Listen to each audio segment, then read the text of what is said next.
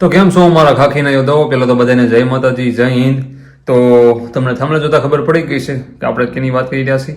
હું ઘણાનો મેસેજ હતો વોટ્સએપમાં, આપણે વોટ્સએપમાં 3500 ફ્રેન્ડ છે, એમાં ઘણાનો મેસેજ હતો એવો કે અરુણભાઈ પેપર કોના સોલ્વ કરવા જોઈએ. જો હું કોઈ પણ નથી કહેતો તમે આના સોલ્વ કરો, પણ હું તમને થોડીક ખાલી મારા રીતના વાત કરીશ. અત્યારે મેં આ બુક મંગાવી છે, સામત ગઢવીની છે, આપણે ગઢવી સાહેબની, એન્જલ એકેડમી વાળાની.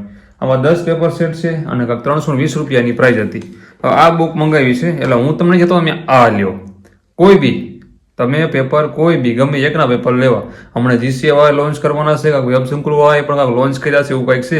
તમારી રીતે તપાસ કરી લેજો, પણ પેપર તમારી રીતે ગમે એના તમારે લેવા અને સોલ્વ કરવા. અને પેપર ખાસ તમને કહું છું તમે સોલ્વ કરજો. હું અઠવાડિયે સોલ્વ કરું છું, અઠવાડિયે રવિવારે હું સોલ્વ કરું છું. હમણાં 3 રવિવારમાં મેં સોલ્વ કર્યા એક વાર પેપર. એટલે અત્યારે આ બુક મારે આવી છે અને આ બુક સામત સરની છે, ગઢવી સરની છે. 321 એમ કાંઈક પેજ છે, 10 પેપર સેટ છે અને પ્રશ્ન બધા જોયા બહુ વ્યવસ્થિત છે એકદમ. અને એ તો તમે એમને શું કહેવાય એપ્લિકેશન કરીને તમારે શું કહેવાય ડેમો જોઈ લેવો એમાં. અને આમનો વિડીયો એમને વ્યવસ્થિત મૂકેલો છે યુટ્યુબમાં, એ પણ તમારે જોઈ લેવો વ્યવસ્થિત એમનો.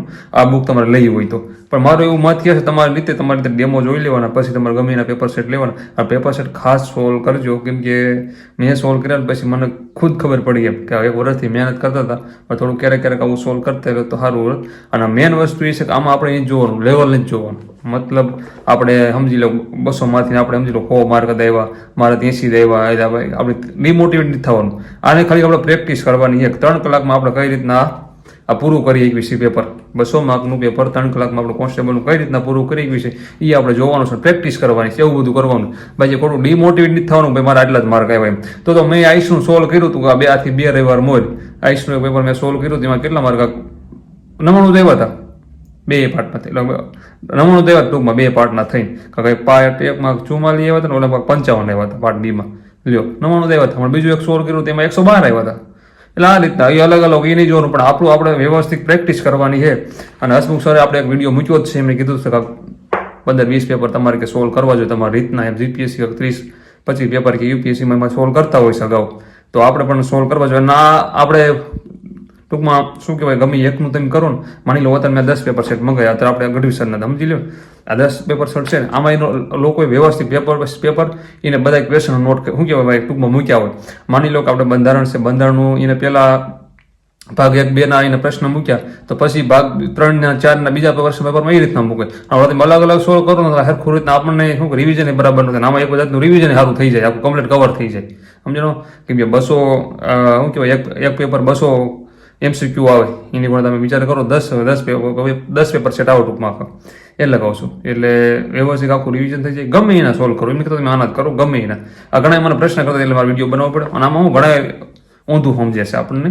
વોટ્સએપમાં ઘણા મેસેજ આવે કે પ્રમોશન કરો ને, એટલે પ્રમોશન નથી કરતા. કઈ ગઢવી સાહેબને એટલું બધું ભાંગી નથી દઉં કે મારી જેવાની પ્રમોશન કરાવે, સમજણું.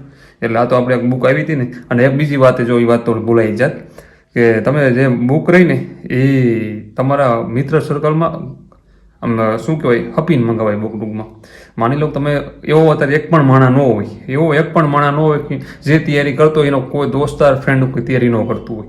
1-2 તો હોય જ છે. હવે માની લો આ 300 રૂપિયાની બુક મંગાવી, આ બુક અમે મંગાવી છે ને, અત્યારે આ બુક રહીને અમે લગભગ 8 થી 9 ફ્રેન્ડો સેવી. આ બુક મેં મંગાવી છે ને, હમણાં એક ફ્રેન્ડો નહીં મંગાવ બુક. હું આ પેપર યાર સોલ્વ કરી વાળીશ, હું સોલ્વ કરી તરત બીજાને આપી દઈશ. માની લો મેં આજ પેપર સોલ્વ કર્યું, કાયમ તો કોઈ સોલ્વ નથી કરવાના. વધી અઠવાડિયે 2 કરતા હોય અથવા અઠવાડિયે 2 વાર કોક કરતા હોય, 2 પેપર સોલ્વ કરતા હોય, તો પછી 2-3 દિવસ થઈ પડે તો 2-3 દિવસ બીજા ફ્રેન્ડ રહી દેવાની ને બુક કે ભાઈ તું હાલે 2 દિવસ મારા કરવી, અઠવાડિયામાં 2 દિવસ આ દિવસ મારા બુક નહીં હોય, મારા અત્યારે જરૂર નથી આની, તો એને દો તીવડા એ 2 પેપર સોલ્વ કરી નાખે. એટલે એ રીતના કરવાનું, થોડુંક આયોજનપૂર્વક કામકાજ કરો ને તો બહુ ઠીક રહેશે. પછી શું થાય ખર્ચા નકરા થશે. એકેડમી વાળા ભલે ગમે એવા ભાવ રાખતા હોય, એ આપણે જ જોવાનું થતું. એ 300 ભલે 500 રૂપિયા ભાવ હોય, પણ તમે હપીને કાર્યો કરશો તમને બેનિફિટ થશે. બાકી તમે જેટલા ફ્રેન્ડો બધા બુકો મંગાવવાનું પછી અઠવાડિયા હારે બધા સોલ્વ કરો ન ભેગું થાય. આપણે વ્યવસ્થિત હારે જ કરતું જવાનું, ટૂંકમાં હપીને રહેવાનું છે બધી વસ્તુ. મારા જીસીએનો સિલેબસ આખો હોય, જીસીએનો સિલેબસ આખો છે. મારા ફ્રેન્ડોમાંથી બધા જીસીએનો સિલેબસ લેવાનો, મેં કોઈ ન લેવા દીધો.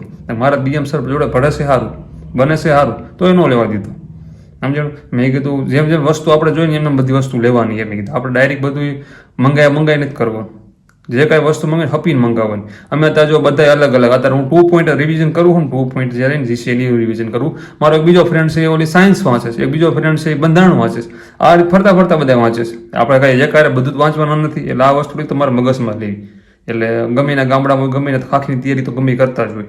એટલે આ વાત થોડું નોંધ લેવું. અને જે કોઈ ફેલ થયું હોય ગ્રાઉન્ડમાં એ બધાને કહીશ કે તમારું પુસ્તક આ તે કાંઈ જે હોય ને એ રિવિઝન થોડું કરતું રહેવું. ભરતી પાછી નવી પણ હાલી દવા કાંઈક જાહેરાત સાંભળી છે, એટલે સાઈડમાં એક જોબ પણ કરી લેવી. શું કહેવાય ગમે ના, એટલે જોબ કરતું જવું જોડે અને તૈયારી પણ કરવી. ડાયરી તૈયારીમાં પાછું ન ઉતરવું, પણ તૈયારી જોડે જોબ પણ કરવી. જોબ કરવી બહુ જ જરૂરી છે. તમને સમજાણું? થોડીક આપણને ખબર પડે લાઈફની, એટલે જોબ તો કરવાની જ છે. અને પછી જ્યારે ફોર્મ ભરે ને નવી ભરતીના, ત્યારે આપણે જો મૂકવાની, આપણે ત્યાં સુધી નથી મૂકવાની. હજી આપણે રહીને તૈયારી કરતું જવાનું, જોબે કરતું જવાનું છે. અને પેપરની વાત કરીએ, પેપર તેમ સોલ્વ કરજો, થોડુંક તમને અનુભવ થાય. બરાબર છે? તો જય માતાજી, જય હિન્દ.